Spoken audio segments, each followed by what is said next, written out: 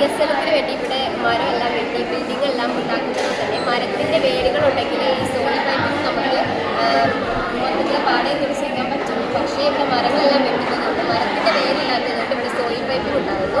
അങ്ങനെയാണ് നമ്മുടെയൊക്കെ